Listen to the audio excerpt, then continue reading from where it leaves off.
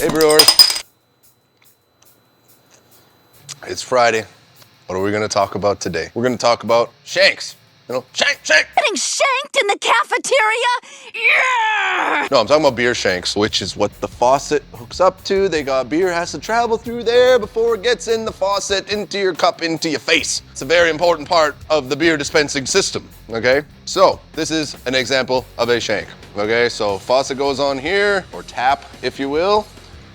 Beer line goes to the back, that line goes down to the keg.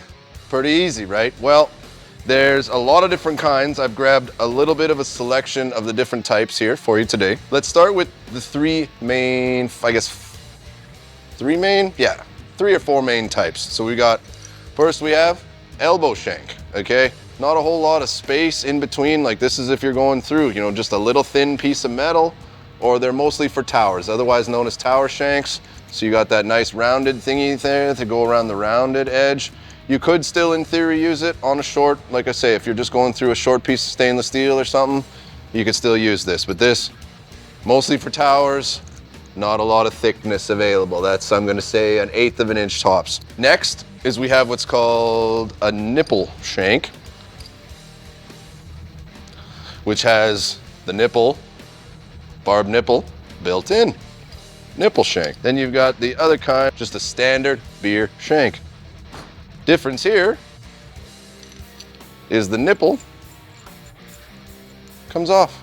And that's really the three main types, actually. Oh, there's one more. There's what's called a jockey box shank or a wall coupling shank. So this is just, see how there's no spot for faucet.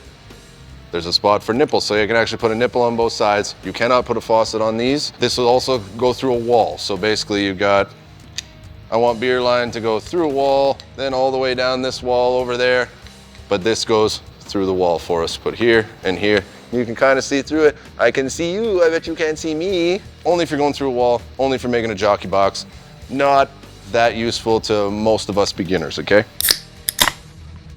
One tricky thing that we get questions about all the time at the shop is, what size shank do I need? Logic would tell you, okay, I'm going through a 2x4 and 2 pieces of drywall. So you got a 2x4 in the middle, piece of drywall. So what does that work out to? 3.5 for your 2x4, 1/2 inch for your drywall, 1/2 inch for your drywall. We're at 4.5 inches. This 4 1/8 obviously wouldn't work, but you would think a 4.5 inch shank would be all you need.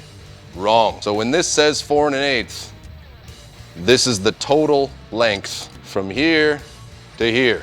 That doesn't give us our usable length. What's our usable length on a 4 1/8 nipple shank? Let's have a look. So remember, you've got this, the total length, so you got minus your collar and minus this nut here.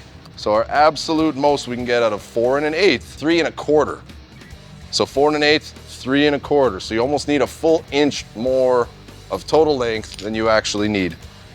And it gets even worse with standard shanks, because on a standard shank, again, this is a 3 1/8. So 3 1/8 is our distance from here to here. On a regular shank, we lose the collar, we lose this nut here, and then we also lose the whole length of the hex nut. So we'll put that back on and see absolutely the most we can get out of this shank. So tighten that up, that's tight, it's not gonna leak. We'll back this off all the way. And what does that give us for useful length? It gives us only 1 3/4 inches.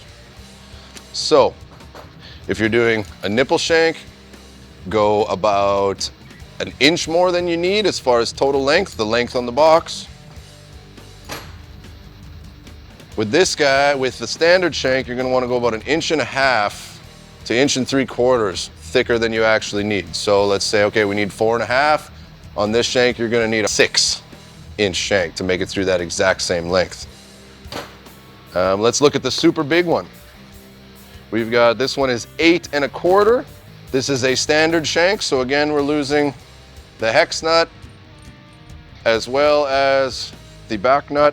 So what did we lose on that one? So we're at 6 5/8. So we lost, 1.5 inches. So I'm even learning something today. So on regular shanks, 1.5 to 1 3/4 inches more than you need. On nipple shanks, full inch more than you need. Very important. You order these and you're like, what the hell happened? This is what happened. And they go all the way down to super small. We got this little guy. This is a 2 1/8. This is a nipple shank. See, the nipple is on there hard. This is the absolute most travel we're gonna get, which gives us down to 5/8 of an inch. If you're confused about this, you're building a Keezer, you're doing some cool through the wall stuff where beer comes out through the wall. Those are super cool, by the way. Just call me. I can measure the stuff up for you. Call us, talk to Paul, talk to me, talk to Kevin, talk to Noah, talk to Andy. Get us to measure these for you so you know what you're doing. That will save so much up shit, okay? Keep building. Cheers.